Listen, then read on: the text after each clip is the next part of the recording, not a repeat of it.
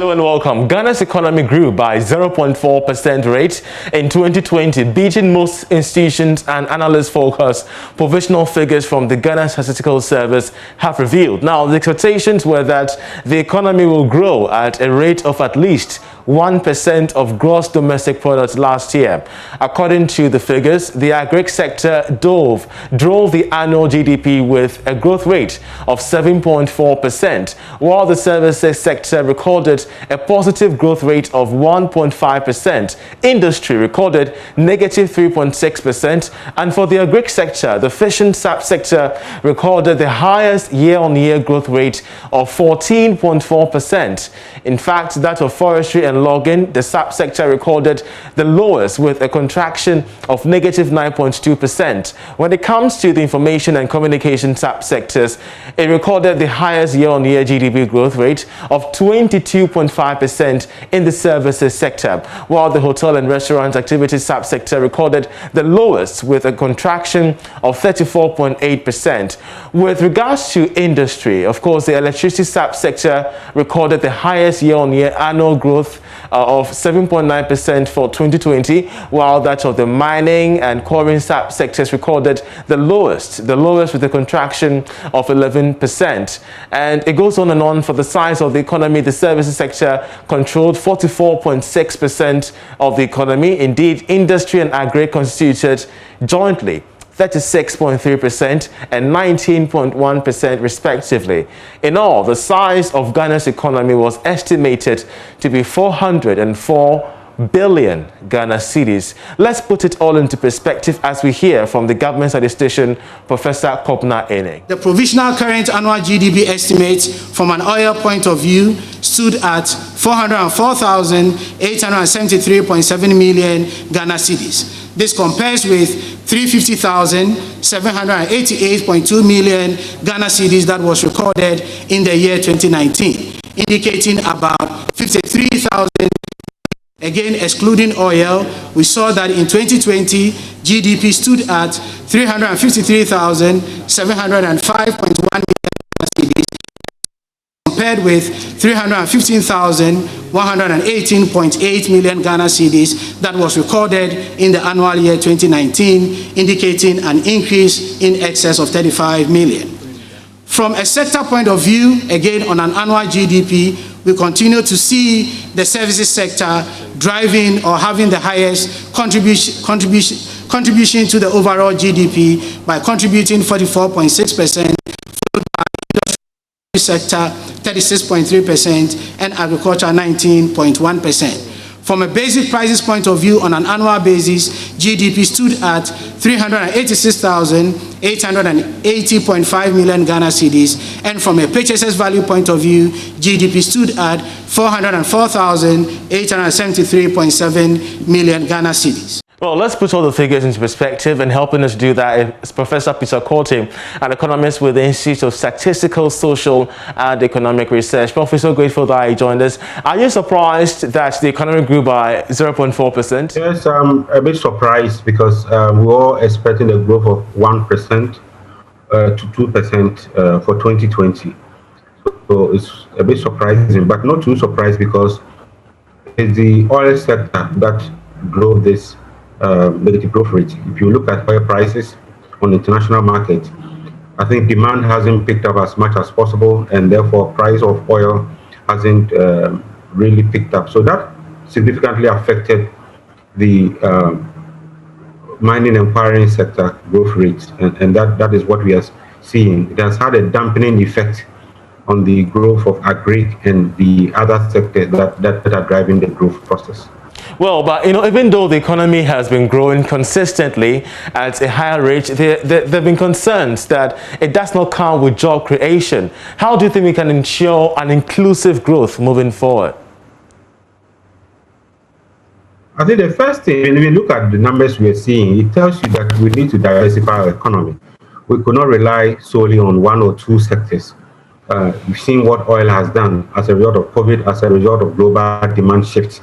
Therefore, we need to certainly diversify our products. And the other thing we have to do is to add value. We ought to process more of whatever we produce. And that will significantly help in the job creation we are talking about. if we process and add more value, then we can pay more people, we can employ more people, and that will ensure that the growth is distributed. But let's also be reminded that there's no economy, no market economy where when you grow, everybody gets a fair share of the national cake. There has to be conscious effort to redistribute the growth, and that is why policies like the LEAP and many other government interventions are necessary to ensure that growth is redistributed for everybody to benefit. Taking a closer look at the figures once again, we realize that the agri-subsector continues to contribute significantly to the economy over the last 2 years. Are you surprised looking at the fact that it contributed about 8.2% to GDP? Sorry, say that again. I'm saying, considering the sector, it grew by 8.2% to GDP. What's your response to this jump in growth? Yes, we have seen agri has been very resilient to COVID. I mean, if you look at the growth rates so far, even from the first quarter of 2020 to date, you will see agri growing at very good, decent rates. It also boils down to government policy, the planting for food and jobs, and the other agricultural policies that has helped to sustain agricultural growth. But again, it's one of the sectors that has been very resilient to COVID-19. I mean, no matter what happens, people have to eat. Exactly. People have to consume agricultural products. So it's certainly resilient. The next step, or what for me would be very good, is for us to process agricultural products, find storage, and also look at the whole value chain of agriculture so that we add value right from seed to the final output. We ought to integrate the value chain and ensure that we always add value, we process. But when there's a glut, prices fall. And then when the lean season, the price of agricultural products go up. That does not help farmers or businesses to plan. We need to move beyond that cycle. So we now have a clear picture of how 2020 looked like, a growth of 0.4%. But looking into 2021, with the easing of restrictions, vaccines coming on board, investor climate looking bright, how do you describe the prospects for this year? Well, I see bright prospects. I mean, if you look at even last quarter of 2020, you see the growth numbers picking up. You find that for the oil sector, growing at about 3.something%. Then the non-oil sector growing at 4.5% in the last quarter of 2020. It tells you that now that we are opening up the economy gradually, and also we coming in the vaccine, that is if we get our second dose and make sure we get herd immunity, we are likely to grow at a much faster pace than we're doing currently. So for me, I think the prospects are high, and I think every investor should be happy to engage in Ghana and engage with the economy to ensure that we drive growth, we employ more people, and improve livelihood.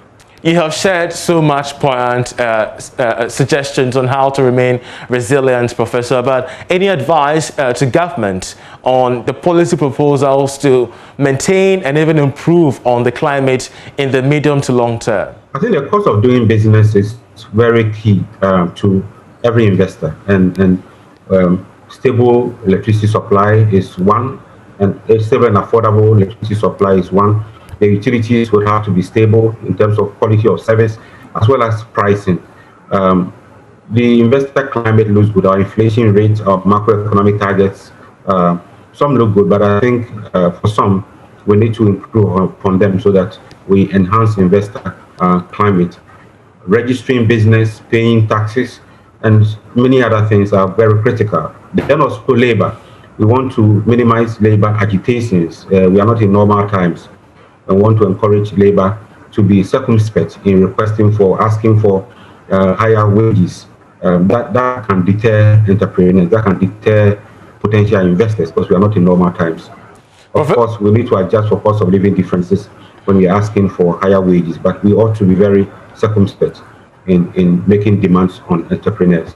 All right, Professor Peter Quartey, we're so grateful for your input here. He's the Director Economist at ISA, helping us understand the entire perspective, putting into context Ghana's growth of 0.4% GDP in 2020.